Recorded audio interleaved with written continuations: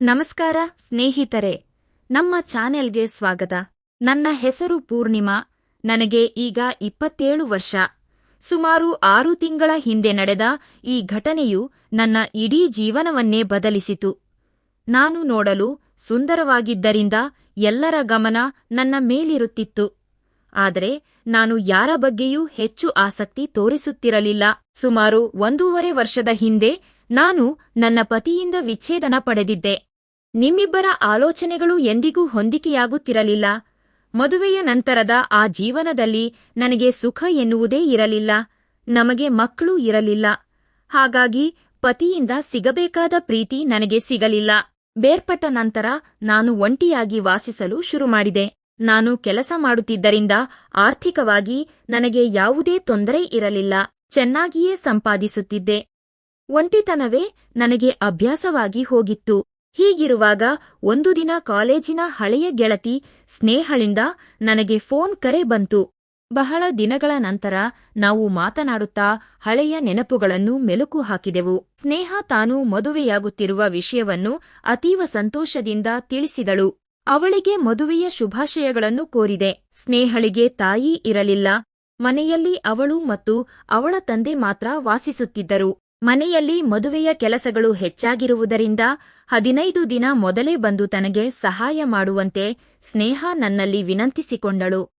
ಅವಳ ಪ್ರೀತಿಯ ಆಹ್ವಾನವನ್ನು ನಿರಾಕರಿಸಲಾಗದೆ ನಾನು ಒಪ್ಪಿಕೊಂಡೆ. ಬೇಕಾದ ವಸ್ತುಗಳನ್ನು ಪ್ಯಾಕ್ ಮಾಡಿಕೊಂಡು ನಾನು ಸ್ನೇಹಳ ಊರಿಗೆ ಬಸ್ ಹತ್ತಿ ಹೊರಟೆ. ನಾನು ಬಸ್ ನಿಲ್ದಾಣ ತಲುಪಿದಾಗ ಸ್ನೇಹ ಸ್ವತಃ ನನ್ನನ್ನು ಬರಮಾಡಿಕೊಳ್ಳಲು ಬಂದಿದ್ದಳು. ಅವಳ ಮನೆ ತಲುಪಿದ ನಂತರ ಅವಳು ನನಗೆ ಪ್ರತ್ಯೇಕವಾದ ಒಂದು ಸುಂದರ ಕೋಣೆಯನ್ನು ತೋರಿಸಿದಳು. ಪೂರ್ಣಿಮಾ, ನೀನು ಇಲ್ಲಿ ಆರಾಮವಾಗಿ ಇರಬಹುದು. ಯಾರೂ ನಿನ್ನನ್ನು ತೊಂದರೆಗೊಳಿಸುವುದಿಲ್ಲ ಎಂದು ಪ್ರೀತಿಯಿಂದ ಹೇಳಿದಳು. ಪ್ರಯಾಣದ ಸುಸ್ತಿನಿಂದ ನಾನು ಅಂದು ರಾತ್ರಿ ಬೇಗನೆ ಮಲಗಿದೆ. ಮರುದಿನ ಸಂಜೆ ಸಿದ್ಧವಾಗಿ ಕೆಳಗೆ ಹೋದಾಗ ಸ್ನೇಹ ತನ್ನ ಮದುವೆಯ ಬಣ್ಣ ಬಣ್ಣದ ಬಟ್ಟೆಗಳನ್ನು ನನಗೆ ತೋರಿಸುತ್ತಿದ್ದಳು. ಅಲ್ಲಿ ಅವಳ ತಂದೆ ರಘುರಾಮ್ ಅವರು ಕುಳಿತಿದ್ದರು. ಅವರ ಮುಖದಲ್ಲಿ ಒಂದು ರೀತಿಯ ಶಾಂತಿ ಇತ್ತು.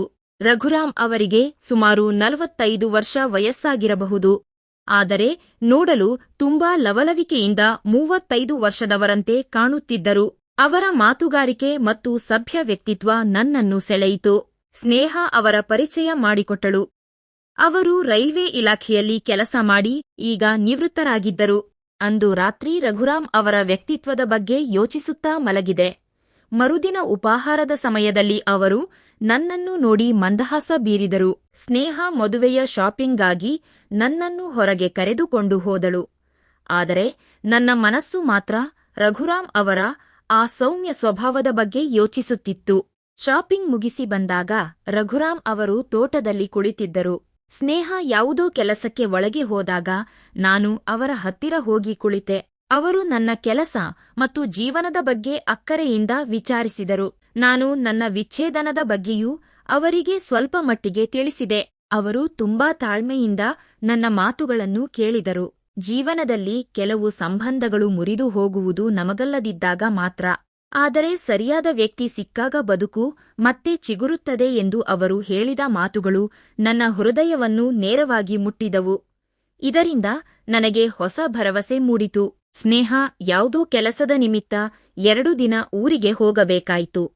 ಮನೆಯಲ್ಲಿ ನಾನು ಮತ್ತು ರಘುರಾಮ್ ಅವರು ಮಾತ್ರ ಇದ್ದೆವು. ಆ ಸಮಯದಲ್ಲಿ ಮಳೆ ಸುರಿಯುತ್ತಿತ್ತು. ಬಾಲ್ಕನಿಯಲ್ಲಿ ಕುಳಿತು ಮಾತನಾಡುತ್ತಿದ್ದಾಗ ನನ್ನ ಮನಸ್ಸಿನಲ್ಲಿದ್ದ ಒಂಟಿತನವನ್ನು ನಾನು ಅವರ ಮುಂದೆ ಮುಕ್ತವಾಗಿ ಹಂಚಿಕೊಂಡೆ. ಅವರು ನನ್ನ ಕೈ ಹಿಡಿದು ಸಮಾಧಾನಪಡಿಸಿದರು. ಆ ಸ್ಪರ್ಶದಲ್ಲಿ ಕಾಮಕ್ಕಿಂತ ಹೆಚ್ಚಾಗಿ ಕಾಳಜಿ ಮತ್ತು ಪ್ರೀತಿ ಇತ್ತು. ಪೂರ್ಣಿಮಾ, ನೀನು ಒಬ್ಬಂಟಿಯಲ್ಲ, ನಿನ್ನ ಜೀವನದ ಸಂತೋಷ ಇನ್ನು ಮುಂದಿದೆ ಎಂದು ಅವರು ಧೈರ್ಯ ತುಂಬಿದರು. ಆ ಕ್ಷಣ ನನಗೆ ಅವರ ಬಗ್ಗೆ ಅಪಾರ ಗೌರವ ಮತ್ತು ಆಕರ್ಷಣೆ ಉಂಟಾಯಿತು.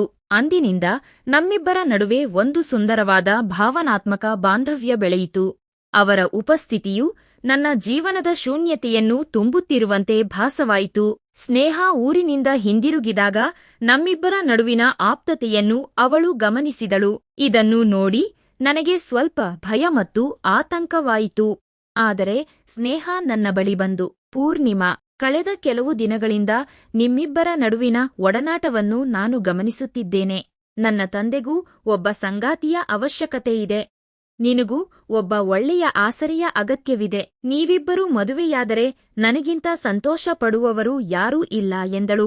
ಸ್ನೇಹಳ ಈ ಮಾತುಗಳನ್ನು ಕೇಳಿ ನನ್ನ ಕಣ್ಣಲ್ಲಿ ನೀರು ಬಂದಿತು. ಒಬ್ಬ ಮಗಳೇ ಇಷ್ಟು ಪ್ರಬುದ್ಧವಾಗಿ ಯೋಚಿಸಿ ನನ್ನ ಬದುಕನ್ನು ಸರಿಪಡಿಸಲು ಮುಂದೆ ಬಂದದ್ದು ನನಗಾದ ದೊಡ್ಡ ಆಶ್ಚರ್ಯ. ರಘುರಾಮ್ ಅವರು ಕೂಡ ಸ್ನೇಹಳ ಮಾತಿಗೆ ಮತ್ತು ನನ್ನ ಮೇಲಿರುವ ಪ್ರೀತಿಗೆ ಒಪ್ಪಿಗೆ ಸೂಚಿಸಿದರು. ಕೆಲವೇ ದಿನಗಳಲ್ಲಿ ನಮ್ಮ ಮದುವೆ ಸರಳವಾಗಿ ನೆರವೇರಿತು. ಸ್ನೇಹಳ ಮದುವೆಯು ಸಂಭ್ರಮದಿಂದ ನಡೆಯಿತು.